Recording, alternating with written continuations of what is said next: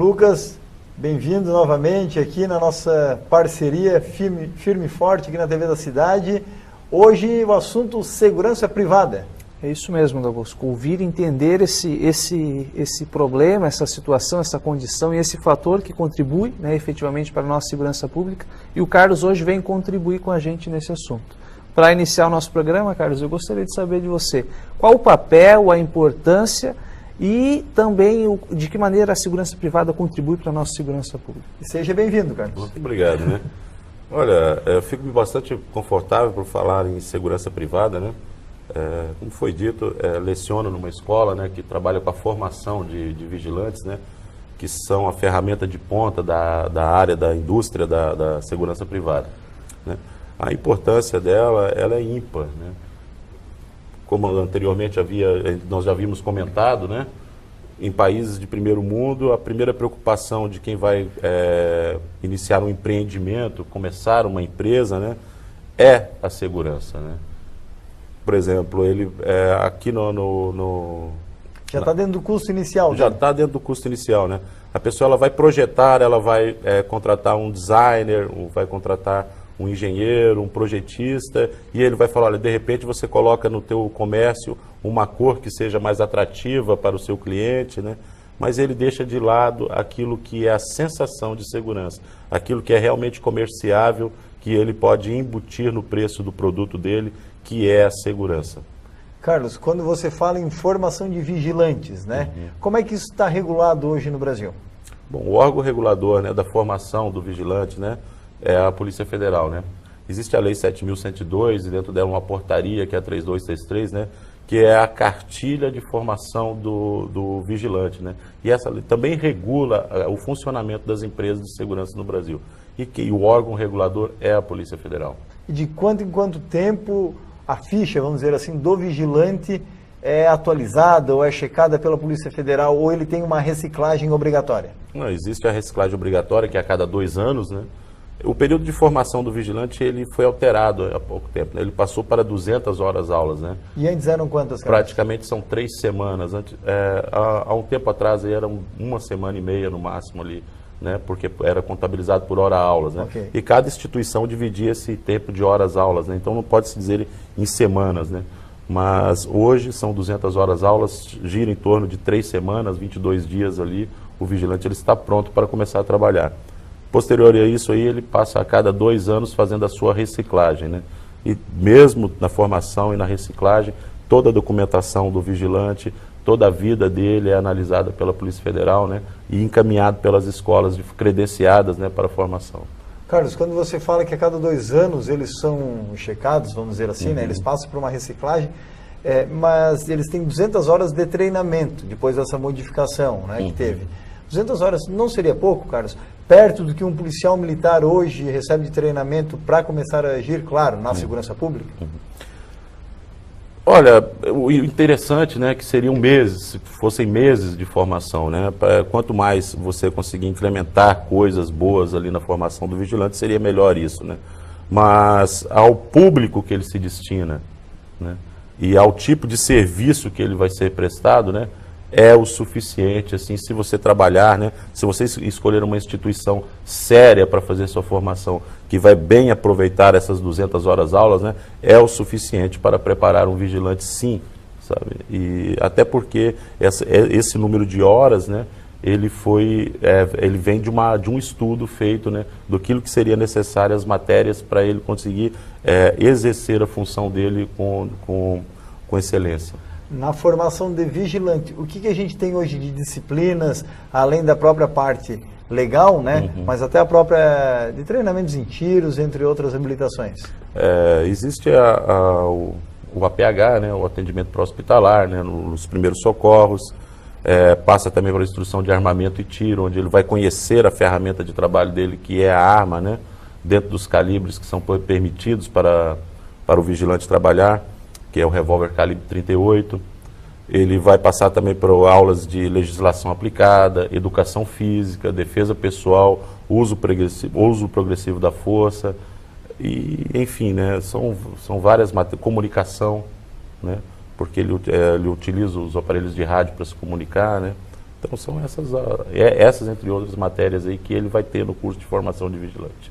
Dependendo do local, às vezes o vigilante acaba sendo até o próprio atendente do público, né? Que às vezes não é adequado, mas a gente vê muitas situações dessas. É adequado. É adequado? É adequado, sabe? Como eu disse, né? Diferente da segurança privada, a segurança da segurança pública, a segurança privada ela atende outro público, né? Então é atender os anseios do cliente, né? Então se você tem a tua empresa e se você tem um vigilante na tua empresa bem preparado, né? Você está abrilhantando o cartão postal da tua empresa, né? Isso é muito importante que todas as empresas tenham essa consciência de que o vigilante ele não é simplesmente uma pessoa que está preocupada com a portaria da tua empresa. Ele está preocupado também com o sucesso da tua empresa, porque ele é um prestador de serviço. Perfeito.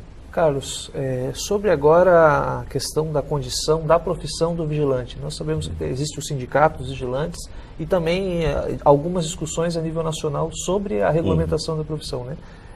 Quais os desafios, os anseios da profissão do vigilante e que vêm sido discutidos aí no panorama nacional?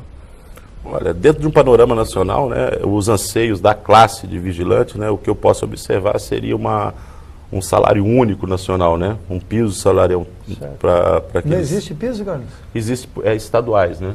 Estadual. Por estado, né? Em Santa Catarina é diferente do Paraná e assim por diante. Então, o grande anseio seria que houvesse uma federalização desse piso salarial. Legal, Carlos.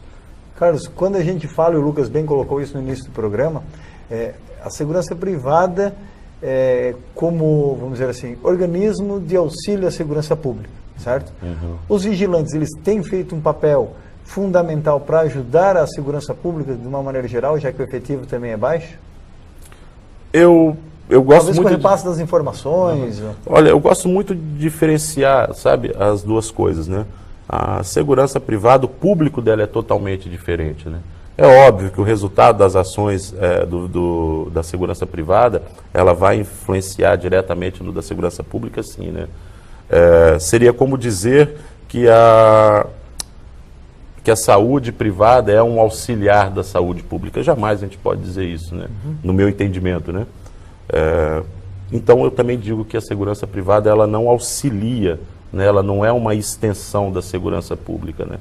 Ela é uma empresa como qualquer outra, né? Ela visa lucro, né? E ela gera muito lucro, né? E ela tem que ser melhor assistida, sim, por aqueles que contratam, sabe? Ver realmente a importância de você ter um vigilante bem preparado, foi bem formado na portaria da sua empresa, no interior da sua empresa, dentro do seu condomínio, né? E esse trabalho deles se influencia na segurança pública, sim. Talvez não facilite tanto a vida do criminoso, né? Mas não é um complemento.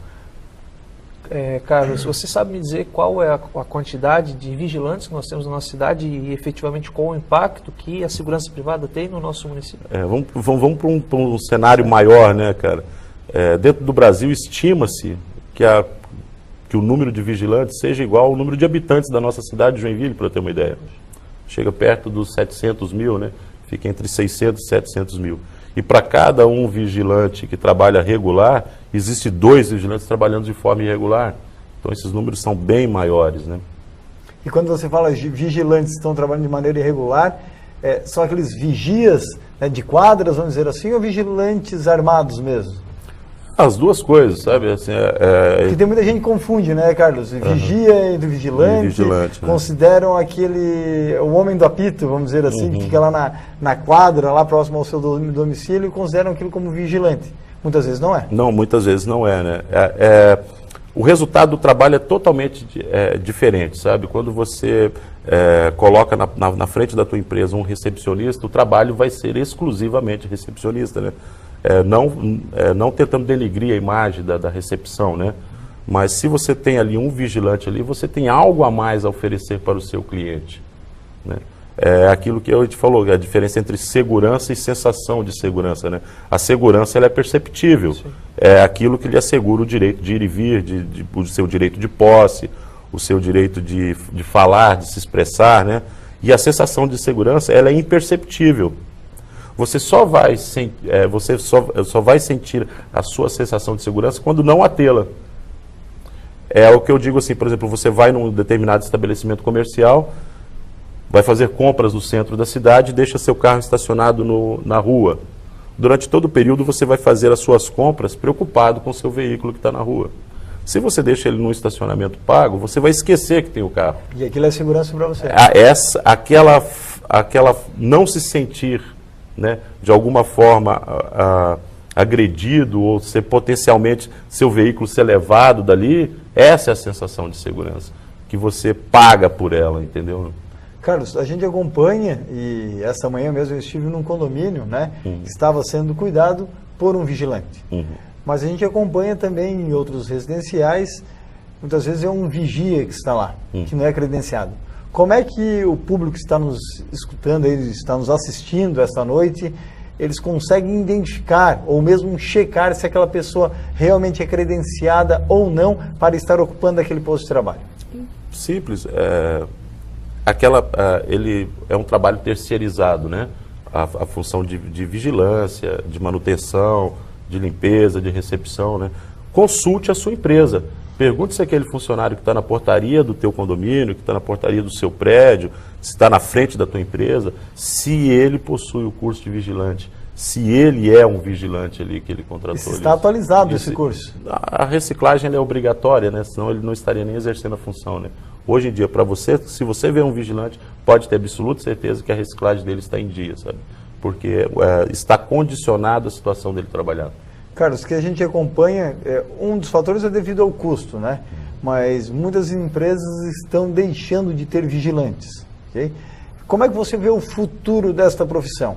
Você acredita muito na proliferação de vigilantes ou isso começa e você já sente sendo substituído por algumas tecnologias? Uma coisa que eu pergunto sempre aos meus alunos, né? Eu pergunto assim para eles assim, olha, eu quero que você me escreva aí 20 questões, né?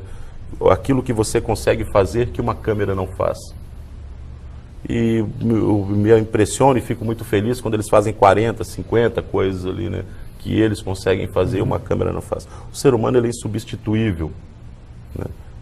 Independente da tecnologia que venha, ou que advenha no futuro ainda, o ser humano jamais vai ser substituído. E eu vejo com excelentes olhos a segurança privada, né? Porque isso não é uma tendência nossa aqui do Brasil, mas essa tendência é mundial, né? Muitas pessoas às vezes pensam, por ser um país desenvolvido, ou por estar às vezes em algum país desenvolvido, melhor dizendo, não precisam de segurança privada. Mas não, na verdade... É justamente o contrário. Explica, né, um pouco para os nossos ouvintes. É justamente isso, né? A gente tem a oportunidade de conhecer outros lugares também, né? E nós vemos que a segurança pública ela é desafogada porque tem uma excelente segurança privada, né? Ao contrário daqui, né? Existe esse paternalismo do Estado em ter que fornecer tudo para o povo, né? Eu nem chamo de paternalismo, eu chamo de maternalismo, né? Porque realmente é uma coisa de mãe mesmo, né? Quando o empresário brasileiro, o empresário catarinense aqui se der conta de que é investindo em segurança privada que ele vai garantir que a segurança pública realmente consiga oferecer um trabalho compatível aquilo que é o esperado por ela, né? Aí sim a gente vai estar começando a caminhar para ter uma segurança de primeiro mundo mesmo. E Santa Catarina está bem fácil isso acontecer, porque ele é um estado que se destaca, né, no cenário nacional. Então isso aí está bem fácil de acontecer em Santa Catarina. Até temos no estado várias empresas de segurança privada que são líderes de mercado. E pegando essa questão, Carlos, não acreditas que a própria segurança privada ela teria algumas formas de colaborar de uma melhor maneira com a segurança pública com tecnologia, ou seja, deixar o Estado sendo poder e o setor de inteligência e tecnologia estar mais na segurança privada e esses dois setores se comunicarem? Também tendências mundiais essa aí, né? Hoje em dia nós temos aí, nos Estados Unidos, um exército privado, né? Existe uma empresa que é um exército privado lá. E ela, Blackwater, né? Ela é famosíssima, né? Ela presta serviço no Oriente Médio, em todo mundo, né? Já estive até aqui na TV da cidade, uma vez o jornalista João Francisco me convidou, inclusive, foi um dos questionamentos para ele, que ele me fez com relação a qual a minha visão com relação a esses grupos de segurança privada que hoje atuam pelo mundo afora. É interessante a tendência mundial e isso é importante mesmo, né? Porque sempre, né, a iniciativa privada ela serviu de exemplo para a iniciativa pública, né? né? A não ser nas instituições mais antigas, como o Exército, Igreja Católica, né? Que a segurança, que não só a segurança, mas todas as empresas procuram criar quadros hierárquicos parecidos, né? Mas a tendência é que isso se inverta, sabe? E que para que a segurança pública ela funcione muito bem, tem que ter uma segurança privada que funcione muitíssimo bem. Estou entrevistando Carlos de Lima, eu vou para um breve intervalo e logo, junto com o Lucas Souza, a gente volta aqui no programa Segurança Debate.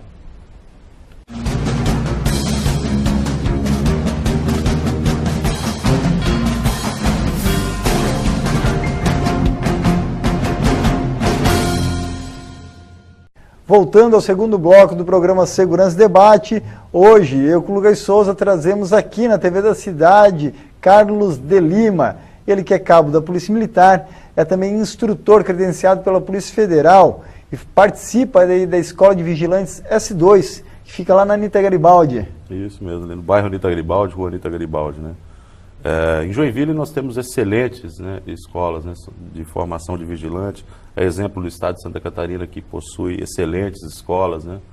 Temos aqui em Santa Catarina, no meu entendimento, né, profissionais de nível internacional, assim, instruindo vigilantes. O salário não é de nível internacional, mas os instrutores o salário não acompanhou. Não acompanhou o nível, mas os instrutores são excelentes, são de qualidade, assim, exemplar, sabe? Digno de ser copiado. Carlos, e falando em treinamentos exemplares que a gente tem, inclusive Joinville, escolas de excelência, como a S2, inclusive, aproveito para mandar um abraço para o Edson da Global Seg, inclusive, que é um dos, se eu não me engano, dos proprietários lá da S2, Sim, um abraço ali vai para a dona Mara ali, né, que é a proprietária da escola, ali, esposa do Edson, né, para toda a equipe lá da administrativo da S2 Escola de Segurança, todos os instrutores, né, tem praticamente irmãos lá dentro lá, né, é um grupo bem coeso, bem fechado mesmo, né, e que trabalha com bastante afinco, né, bastante interesse mesmo sobre o assunto. É difícil, Carlos, hoje trabalhar com segurança na iniciativa privada, mesmo porque você trabalha com a vida alheia? Tem se tornado, né, existe uma polêmica em volta da iniciativa privada, né, dentro da área de segurança, justamente seguindo aquela linha de raciocínio que seria um complemento, né. Na verdade, o que tem em comum entre a segurança privada e a segurança pública são os mesmos inimigos, né, os mesmos desafios que são entregues lá, né. Diferença pelo público que é atendido. Correto. Mas não se torna um desafio, não, né. Temos aqui vigilantes muitíssimo bem preparados mesmo, assim, que prestam um serviço de qualidade excepcional. Carlos, de vez em quando a gente acompanha alguns casos de insucesso, vamos dizer assim, de alguma atitude de alguns vigilantes, né? Não poderia deixar de perguntar isso. Por que isso ainda acontece? Tivemos um caso recente até em Joinville, né? Apesar de termos boas escolas de formação, a gente trata com um ser humano também lá do outro lado, que tem suas dores, tem suas alegrias, tem suas preocupações e suas frustrações. Dentro de cada área, a gente não pode se generalizar absolutamente nada, né? Dizer que se é falta de preparo, tenho absoluta certeza que não é, né? Até porque conheço não só nossas instituições, mas as outras instituições que nós temos aqui no estado e no próprio Joinville mesmo, assim, né? Ali são questões individuais, né? O dia daquela pessoa, como foi, a situação que ela se encontra, né? E que tipo de pressão ela foi submetida, né? E se existe uma forma de se balizar assim, olha, eu vou seguir esse caminho diferente daquilo que a gente pensa da manhã, do nosso dia, né? Imagine para você que está atendendo o público, está portando uma arma, sente a insegurança, né? A perspectiva de a qualquer momento ser abordado por um bandido, né? Isso é bem complexo esse assunto mesmo assim. Porém, em relação a preparo, duvido muito, sabe, assim, que seja por falta de preparo, mas sim por uma condição assim, individualíssima da pessoa. E eles têm acompanhamento psicológico, Carlos, tanto na formação quanto é exigido depois na empresa onde é que eles estão atuando? No período de reciclagem, no período de formação, eles passam, né, pelo atendimento médico e psicológico. A primeira etapa do vigilante, quando ele inicia o seu curso de formação, é o acompanhamento médico, ele passa por uma inspeção médica e passa por uma inspeção de uma psicóloga, inclusive que é credenciada também pela Polícia Federal. Entendi. Carlos, quando a gente fala na própria ação de vigilantes, né, e a própria formação, essa história com que eles de sucessos ou insucessos que acabam ocorrendo, as pessoas acabam generalizando e muitas vezes, e você como cabo da Polícia Militar sabe muito bem isso como um agente de segurança pública.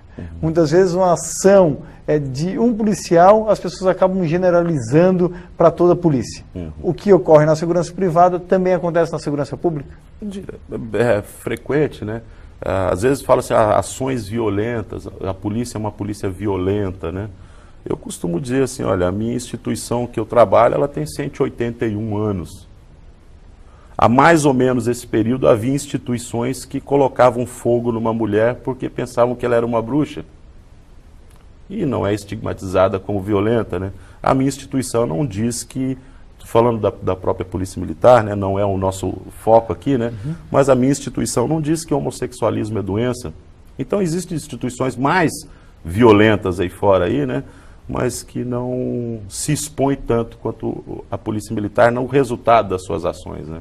E agora trazendo assim na própria essência, Carlos, você entrou na polícia em qual ano? Em 98. 98. Tem se mudado, antigamente uma geração mudava a cada 10 anos, hoje em dia a gente já acaba observando uma geração mudando a cada 3 anos. Cada 3 anos. Você lida com o público, tanto na Polícia Militar quanto na formação de vigilantes, e tem esse contato diário com perfis e gerações distintas, né? Na sua observação, esses jovens, qual é a diferença na época que você começou a Polícia Militar e dos jovens de hoje em dia, inclusive muitos que buscam a escola de vigilantes para se formar? O interesse é o mesmo em se profissionalizar, em se instruir, constituir uma família, ou você vê hoje a essência da sociedade, né, trazida por esses jovens, vamos dizer assim, mudando de forma muito repentina? Existe uma estrutura cultural, né, que vai mudando, né? Os interesses vão mudando, a tecnologia ele oferece novos horizontes, né? Hoje você consegue ter um acesso a um número de informações muito maior, muito mais rápido, né? E os jovens acompanharam essa tendência mesmo. E graças a Deus, né, eu vejo uma diferença muito grande, assim, diz que se antes se havia mais respeito, eu digo que hoje se existe mais conhecimento. E isso é importantíssimo que eu estou vendo no jovem, né? Antigamente se existia mais respeito, não. Antigamente se existia falta de conhecimento. Eu vejo uma população que respeita por conhecer, né? Hoje em dia é interessante ver uma criança que pede para beber a água num copo de vidro.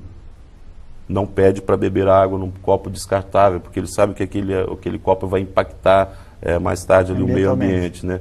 Então, essa é uma questão que tem que ser trabalhada, né, e ser divulgada, né, que nós também temos essa visão de que a coisa está melhorando, né, não está piorando, como se diz por aí, né, que tudo, senão a gente vai criar uma visão muito negra do futuro, né, mas está melhorando sim.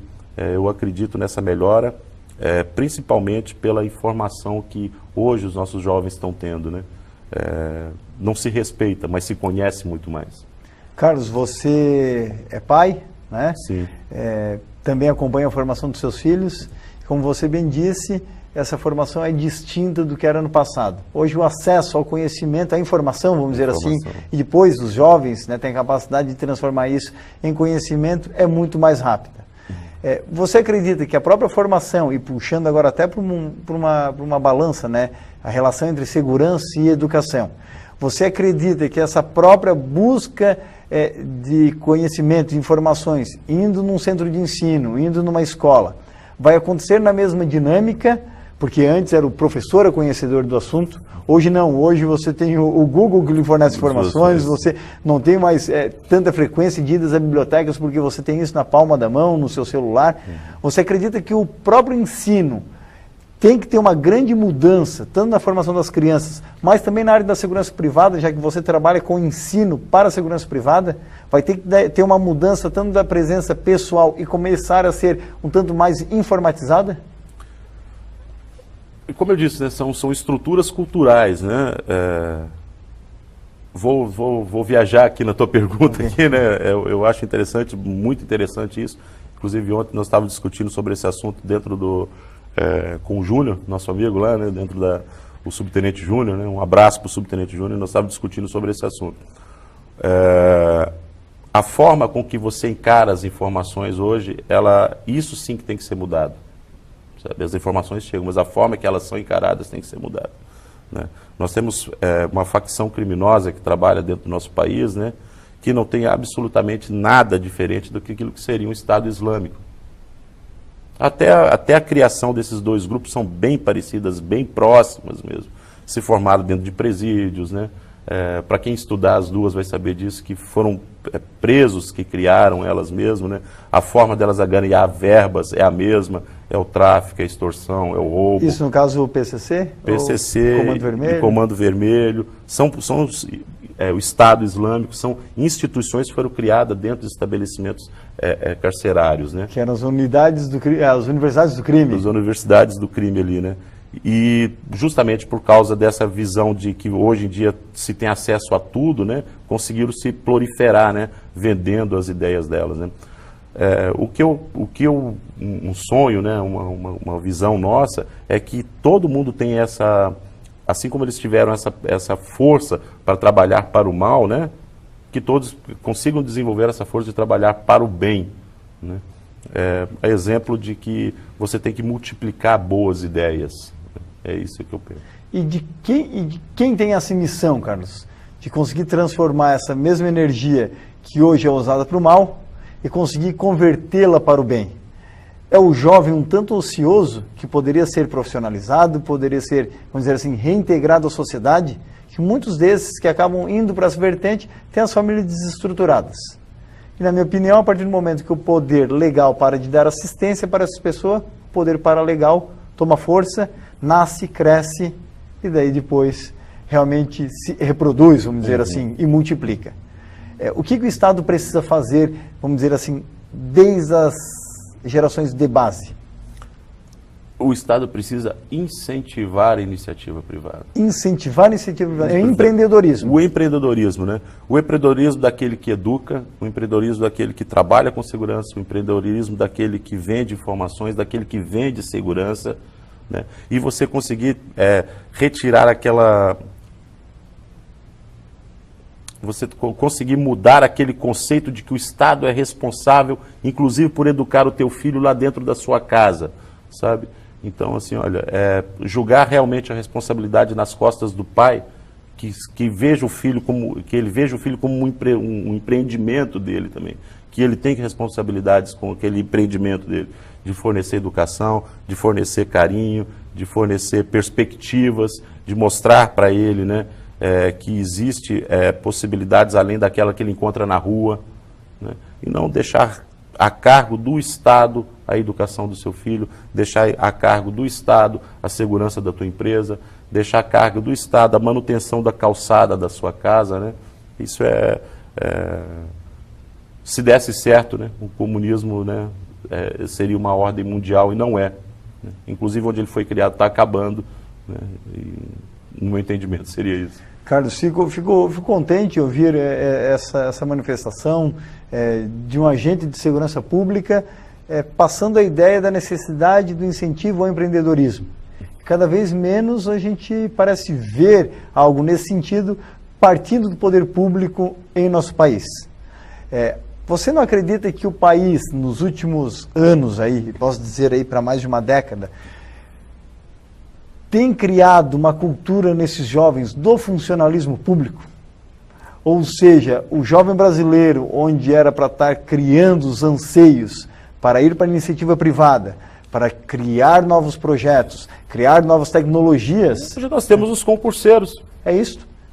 Esse é o questionamento. Os concurseiros, né? Bem no alvo. Ele vê o concurso como uma saída, né, única para a vida dele, né? Passar uma vida inteira estudando, né? E diferente seria isso, né?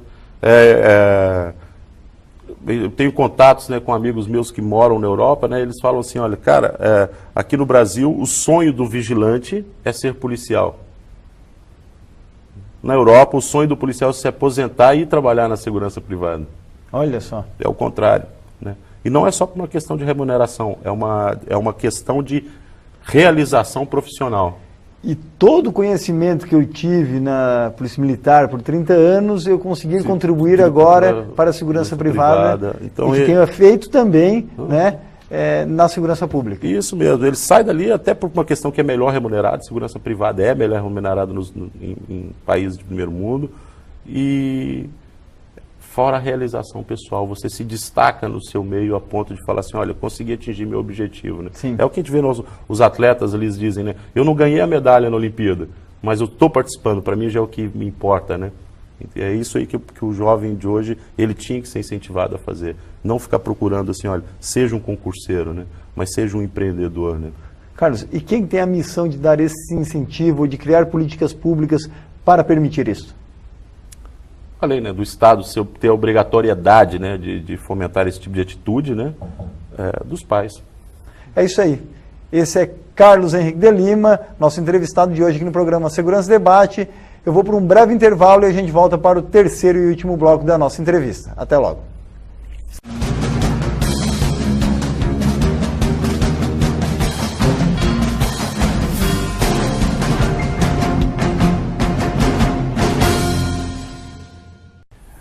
Olá pessoal, voltando aqui no programa Segurança Debate, terceiro e último bloco, com apoio da Quaternos Rastreamento e a presença também de Lucas Souza.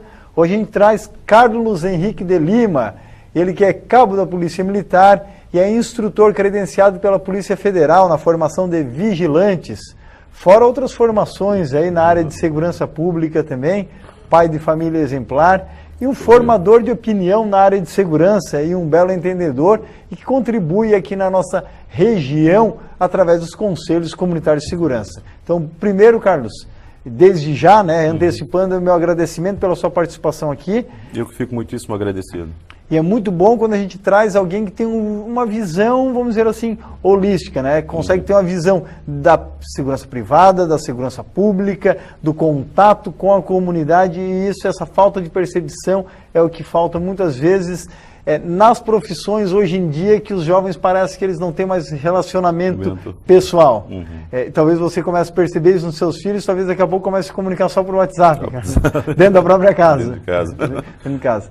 Carlos, quando a gente falava ali nessa intenção, né, na verdade, nas últimas décadas aí, de transformar no Brasil uma nação de jovens, né, com intenção apenas para o funcionalismo público e não para serem empreendedores, a gente vê que tem uma falha no poder público, grave isso de maneira geral, e não é uma questão do governo atual, uma questão que vem sendo negligenciada há décadas, da falta de incentivo para você ser um empresário, para você ser um empreendedor.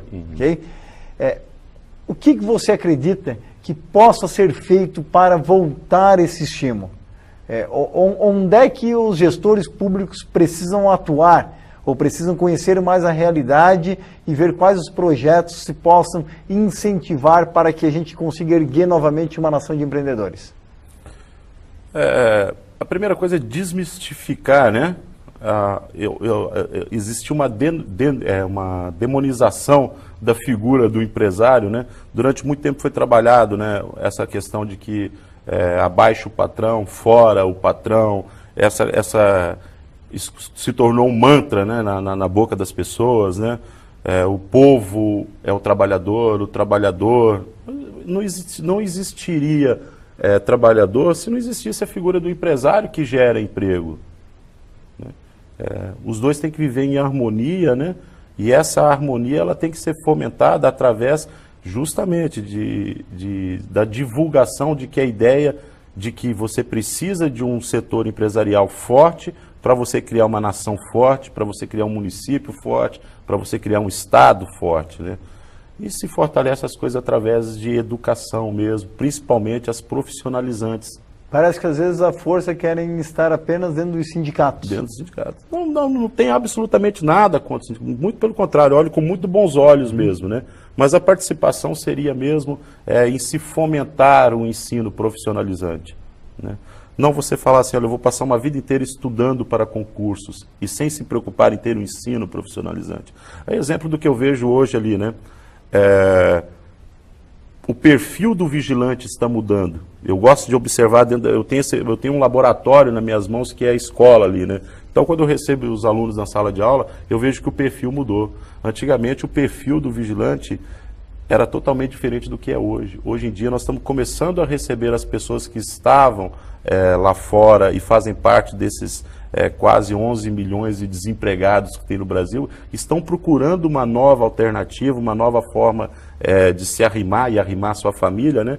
E estão se apaixonando por uma área que não conheciam, que é a da segurança privada. Antigamente, vamos dizer assim, a gente não tinha os desempregados procurando essa profissão. Teríamos aquelas pessoas onde que o sonho era ser policial, é isso? Ser policial e de alguma forma frustrou-se nos seus objetivos, não passou no concurso, né? Ou ele achou que ele tinha um perfil para aquilo, né, e foi trabalhar na área de segurança. Hoje em dia não, nós estamos pegando pessoas que eram líderes de setor nas empresas que trabalhavam anteriormente e estão fazendo o curso de vigilante hoje. Né? Você fala assim, pô, você trabalhava com o quê? Eu era chefe de equipe, chefe de setor, eu coordenava eventos e tal, eu coordenava setores inteiros dentro da empresa que eu trabalhava e hoje estão lá sendo alunos da Escola de Formação de Vigilantes e se formam excelentes vigilantes, porque são pessoas que têm já uma visão de gerenciamento lá dentro. E as pessoas que estão se formando, por exemplo, na S2, Carlos, o mercado absorve? Tem mercado para toda essa gente? Houve uma estagnação, né, nesse último semestre, né, em relação à absorção, porque não é segredo para ninguém que todo mundo ficou numa perspectiva muito grande em relação ao panorama político, né, que nós atravessamos, né, mas ele está se recuperando, ele está se aquecendo e está voltando a absorver esses novos formandos, inclusive vigilantes que não estavam atuando na área. Nós temos semanalmente turmas de reciclagem, todas as semanas, né? E a gente vê que o número cada vez maior da reciclagem chega ao máximo que aquilo que é permitido, de 45 alunos por turma, né? E nós estamos trabalhando quase próximo daquilo que é o limite todas as semanas, de vigilantes que saíram da área de segurança privada, tentaram em outras áreas e como eu disse, né, foram vítimas dessa recessão que teve e estão voltando para a área de segurança privada, porque eles também estão vendo que o mercado está se aquecendo. E não está se aquecendo por um aumento da violência. Sabe? Está se aquecendo por um aumento da necessidade de vender um produto em que você consiga colocar no produto que você vende na tua empresa também a segurança. Como, por exemplo? Por exemplo, você vai inserir segurança no pacote de produtos que você oferece para o seu cliente. Eu vou até o seu restaurante e sinto necessidade de que o meu carro não está bem protegido ou que eu posso ser assaltado no pátio do estacionamento. Então o empresário ele já está começando a pensar assim, olha, a segurança vai ser um dos produtos que eu vou oferecer para o meu cliente. Junto com o serviço que eu presto ali, né? E na escolha do cliente isso é bem claro, bem né? claro. Eu vou escolher onde eu me sinto seguro. É aquilo que eu falei anteriormente, a sensação de segurança, que ela só é perceptível quando deixa de existir. Carlos, de quanto tempo vocês formam novos vigilantes na Nós escola? temos turmas mensais. Mensais? Todos os meses nós formamos uma turma ali. Então de 300 a 400 profissionais sendo formados por ano. Né? Passa pelas nossas mãos entre reciclagem, formação e os cursos de extensão, certo? Que são transporte de valor, escolta armada, a segurança pessoal privada, segurança em grandes eventos. Graças a Deus nós temos aí os nossos clientes, aí são as maiores empresas do estado, do Brasil e do mundo, né? Que são multinacionais, que atuam no nosso estado, são nossos clientes ali na escola, na S2, né? E eu vejo que, posso falar com alegria, que cerca ali de 3.500, 4.000 pessoas passam pelas nossas mãos todos os anos. 3.500 a 4.000 pessoas. Carlos, quando a gente fala uma responsabilidade em tanto, né? E quando você fala em serviços especiais, você falou, por exemplo, segurança de grandes eventos. Uhum. Muitas pessoas não sabem que existe habilitação para isso. É uma das extensões, né? Também elas são reguladas, né, pela portaria 3233 da lei 7.102, né? O órgão fiscalizador é a Polícia Federal, que além do curso de vigilante e as reciclagens, nós trabalhamos com as extensões. Ou seja, essa de grandes eventos é uma das extensões. O profissional que trabalha em eventos com acima de 3.500 pessoas, ele é obrigado a possuir o curso de extensão em grandes eventos. Todos os seguranças que estão lá? Que estão ali naquele local têm por obrigatoriedade possuir essa extensão. E como a gente não encontra isso, Carlos? Então, como a gente encontra eventos sendo feitos de maneira irregular? E de quem que é o poder de fiscalização? Polícia Federal? A Polícia Federal tem o poder de fiscalização. Eu acredito assim que não que tem seja vindo a melhorar. Que tende a melhorar, porque agora esse conhecimento não é o que nós estamos fazendo agora. Quem não tinha o conhecimento agora passa a ter. Foi o que a gente falou no bloco passado, né? Que não está mudando a cultura, está mudando a forma de adquirir conhecimento, né? Essa é uma das missões do programa. Das missões do programa, né? Então, para que seja de conhecimento de todos, né? Eventos acima de 3.500 pessoas, é a obrigatoriedade do curso do vigilante ter a extensão em grandes eventos. Mesmo porque não temos apenas um exemplo ou dois exemplos de casos de insucesso ou de, vamos dizer assim, tragédias que aconteceram em grandes eventos e depois, quando foi averiguado, a equipe lá não tinha certificação adequada. Então fica aí a grande dica aqui do Carlos de Lima com relação a você, que empresário aí que possa estar a promover um evento agora chegando inclusive final do ano, né? Joinville é a cidade dos eventos, né? Ou estar participando com a sua família em algum evento, esteja atento para ver se aquela empresa que presta aquele serviço realmente está habilitada, certificada para fazê-lo. Isso mesmo. Quando a gente trata de outro serviço especial, Carlos, você falou em segurança de executivos. Isso. Okay? Como é que funciona isso, sendo que estamos numa cidade industrial, com grandes executivos e precisam cada vez mais da proteção familiar? Joinville, que era uma cidade um tanto tranquila há 10, 15 anos, o perfil hoje já é bem diferente. A segurança pessoal privada, né, ela é um dos segmentos assim, que não são tão explorados, né, pelas empresas especializadas, aquelas que terceirizam a mão de obra do vigilante, por nós morarmos num estado extremamente pacífico, né? Santa Catarina, como eu disse, ela não é diferenciado. Ela é diferenciado, né? Mas os nossos empresários que viajam, que saem do estado, que fazem suas viagens internacionais, mesmo dentro de âmbito nacional, né? Eles começam a já devagarinho, já abrir os olhos para a necessidade de ter um especialista em segurança do seu lado ali, né? Ter um profissional que é formado, né, para garantir a sua integridade física. Carlos, quando a gente fala em proteção e garantir a integridade da sua família, né? Muitas pessoas acabam questionando, Carlos, mas é caro. É caro eu ter um segurança particular, é caro eu ter um vigilante na porta da minha empresa. Qual é o custo, muitas vezes, de não ter? Olha, eu não gosto de falar sobre tragédias, né? Isso é... Mas, vamos dizer assim, era algo mais danoso que poderia acontecer. Eu gosto de fazer o seguinte exemplo, né? Você vai beber água, né, em uma fonte, né? Uma fonte, ela tem um cão que a protege, né? E a outra não tem. Você vai escolher aquela que não tem. É a mesma coisa. A gente tem que trabalhar também um pouco com a mente do criminoso, né? Eu vou fazer aonde? Onde tem segurança, onde não tem segurança. Beleza, onde não tem vai ser minha primeira opção, né? Então a gente tem que tentar não ser a primeira opção do criminoso, né? E quando você contrata um vigilante para trabalhar como segurança pessoal privado, você está deixando de ser a primeira opção do criminoso. Então, você já se colocou ao largo ali da situação de escolha dele. É o que eu digo, existe um ditado, Carlos, que na África do Sul, que os cidadãos lá comentam muito, que é no seguinte sentido: eu não tenho como ser a casa mais protegida ou o apartamento mais protegido da cidade, mas eu tenho que ser mais protegido que o meu vizinho. Que o meu vizinho, isso mesmo. É nessa lógica. Não ser a primeira opção do Não ser a primeira opção. Carlos, quando a gente fala na própria segurança privada e na ação do vigilante, e você como instrutor, então, de reciclagens também, uma coisa é você dar aula para as pessoas em formação. Outra coisa é para os vigilantes que estão a cada 2 anos recebendo a reciclagem e dão um feedback a você do que aconteceram, das ocorrências que pegaram, de algumas situações, e lá vai. Por outro lado, você como policial militar, vê isso também diariamente nas ocorrências da Polícia Militar, o contato com o bandido, com a pessoa de má fé. Hoje, comparado a 98, quando você entrou na Polícia Militar, qual é o perfil, né, das pessoas que geralmente estão gerando incomodação ao vigilante? Tentando entrar nas empresas, tentando entrar no domicílio, ou mesmo tentar fazer uma abordagem a um carro forte, a uma família. Qual é o perfil do bandido de hoje comparado a 18 anos atrás? Dependendo do segmento, é óbvio, né, que o vigilante que trabalha em transporte de valores, ele vai estar enfrentando quadrilhas extremamente especializadas, né, com armamento capaz de gerar danos muito maiores. Né? Geralmente já sabem o que tem dentro do carro forte.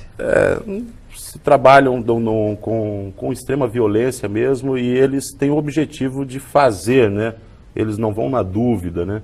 Eles têm o objetivo de cumprir ali com aquilo que foi acordado antes ali dentro da quadrilha ali. Recebe mais o vigilante de um carro forte?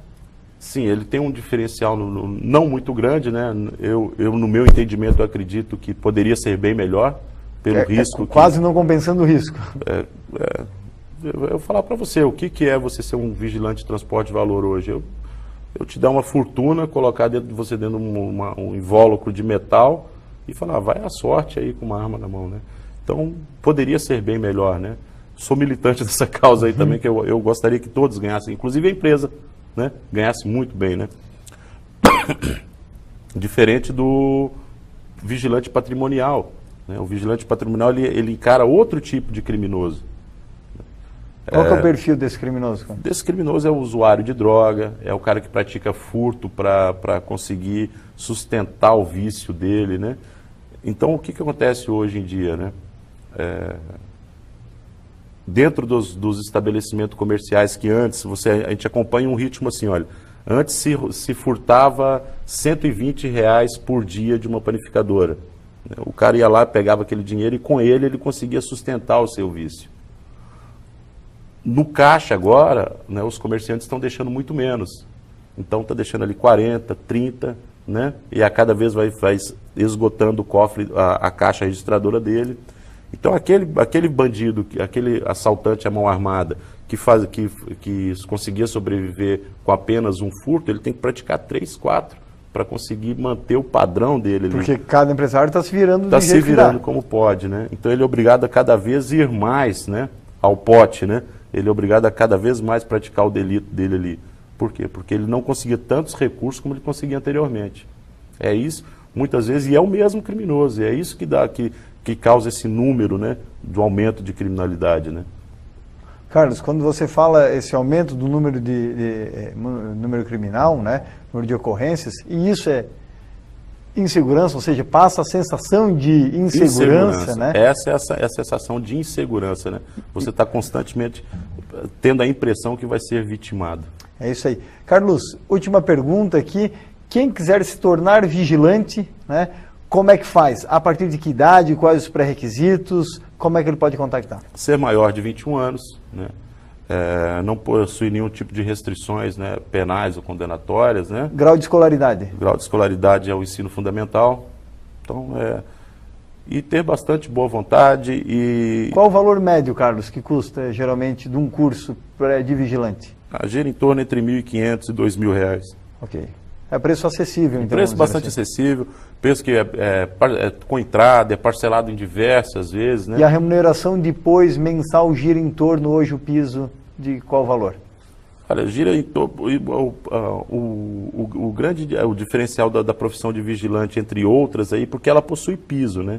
Nós temos o piso salarial, mas nenhuma empresa trabalha apenas com piso, né? Tem todos aqueles outros acréscimos, benefícios que ela oferece, né? Claro. Então esse salário ele vai girar em torno ali desde R$1.400 até R$2.000, R$2.500 por mês ali, okay. Dependendo da função que ele estiver executando. Ok. E também da carga horária? Da carga horária de trabalho, horários, né? E, enfim, as missões que ele vai cumprir ali no posto de serviço dele. É isso aí. Esse é Carlos Henrique de Lima, cabo da Polícia Militar e instrutor credenciado pela Polícia Federal. Carlos, espero que tenhas gostado do programa Segurança Debate, que tem como missão aumentar o nível da consciência dos cidadãos na questão de segurança, seja ela pública, privada, da informação ou do trabalho. Eu fico muitíssimo agradecido mesmo, né? Espero ter correspondido, tá? Com certeza. E se existe um agradecimento que eu posso fazer direto, né, a sua pessoa aqui pelo convite que estendeu para mim ali, né, a figura daquele que leva informação para as pessoas mesmo. Eu fico feliz de poder te chamar de amigo, tá? E esse trabalho de levar informação talvez seja o mais importante, sabe? Muito mais do que você deter o conhecimento para si próprio, é você conseguir passar ele para frente. Muito obrigado mesmo pela oportunidade de estar trabalhando junto contigo hoje, passando esse conhecimento para frente. Obrigado, Carlos. É um prazer tê-lo aqui nos estúdios da TV da Cidade.